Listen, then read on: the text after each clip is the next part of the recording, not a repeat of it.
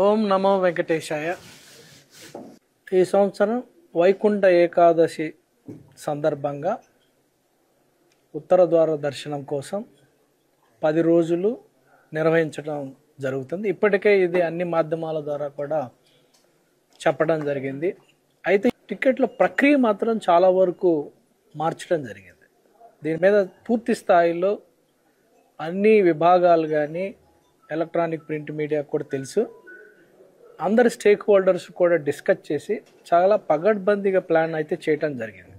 దీంట్లో టెక్నాలజీని మ్యాక్సిమం ఉపయోగించుకొని రిస్క్ పారామీటర్స్ అని అనలైజ్ చేసుకొని ఆఫ్లైన్ టికెట్ ద్వారా తిరుపతిలో ఇచ్చే విధానానికి పూర్తి స్థాయిలో స్వస్తి చెప్పి ఈ 10 రోజులు ఒక ఒక ఒక మోడల్ తయారు చేయటం జరిగింది. ఈ మోడల్ ఇప్పటికే రిలీజ్ చేశాం.